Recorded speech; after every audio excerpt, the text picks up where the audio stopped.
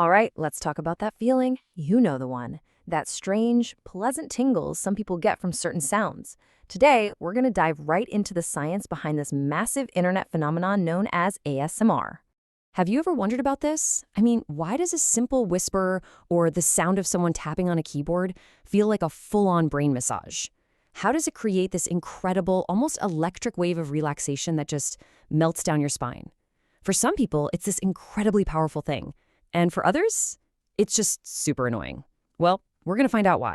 So let's get the official name out of the way. It's called Autonomous Sensory Meridian Response. Yeah, I know, it's a total mouthful, which is why everyone just calls it ASMR. But it perfectly describes what's happening. And you gotta understand, this isn't just some vague feeling. It's a specific sensory and emotional experience that scientists are finally taking very, very seriously. So here's our game plan for breaking this down. We'll start with the anatomy of the tingle itself, what's actually going on in the brain. Then we'll look at the specific neurochemical cocktail that makes it feel so good. We'll explore its surprisingly ancient roots, tackle why not everyone feels it, and finally, see how it's moving from an internet trend to a legitimate therapy. First up, the anatomy of a tingle. Let's take a look under the hood and see what's actually firing off inside the brain when those sounds hit your ears. I love this quote from Dr. Craig Richard because it absolutely nails it. This isn't just some quirky internet thing, you know? It's a legitimate, complex neurological event. Your brain is having a very specific and very real reaction to what it's perceiving. And the coolest part? We can actually see this happening in brain scans. When scientists put people who experience SMR into an fMRI machine, specific parts of the brain just light up.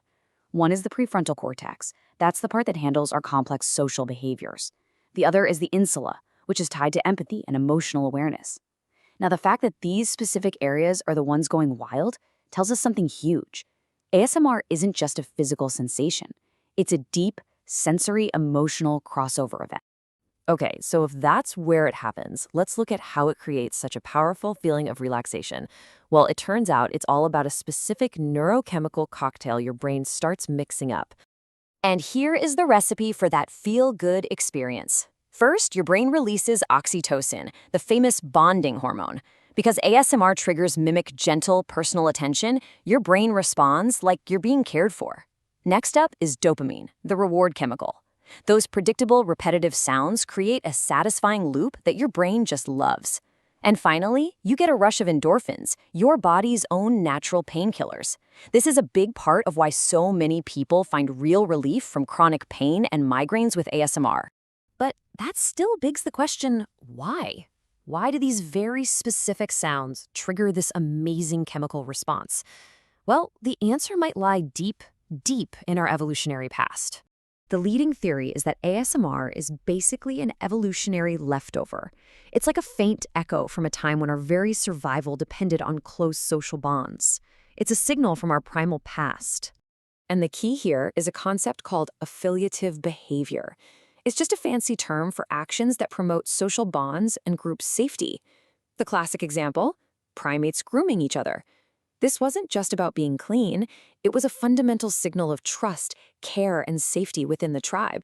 And this is where it all clicks. Primate grooming signaled safety and care, which made the tribe stronger. Now think about modern ASMR triggers. Soft speaking, personal attention. They're basically mimicking those same ancient biological signals of safety. So your brain isn't just hearing a whisper, it's being tricked into thinking it's being personally and safely cared for by a trusted member of its group. This all sounds great, but it leads to a huge question. Why doesn't everyone feel it? If you're someone who doesn't get the tingles, you're not alone, and you're definitely not broken. There's a scientific reason for this great tingle divide. So let's just ask it directly. If these sounds are supposed to be so relaxing, why do some people find lip smacking or whispering intensely irritating, maybe even infuriating? Well, the answer might be misophonia, which is basically the neurological flip side of ASMR. For people with misophonia, those same sounds don't trigger that social, emotional part of the brain.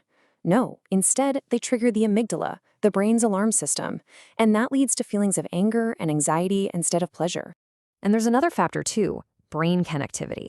Studies show that people who experience ASMR, the tinglers, tend to have higher functional connectivity between the parts of their brain that process senses and the parts that process emotions. Their brains are simply wired in a way that allows sound to influence emotion more directly. So, knowing all this, the brain regions, the chemicals, the evolutionary roots, we're now seeing ASMR make this fascinating leap from just a YouTube subculture to a genuine clinical tool. And its applications are really growing. Clinicians and researchers are exploring its use in treating insomnia, helping to manage the symptoms of post-traumatic stress, and, like we mentioned, providing relief for people with chronic pain and migraines without needing medication. So how does it actually work as a therapy? It's all about shifting your body state. ASMR seems to override your sympathetic nervous system. That's your fight-or-flight stress response.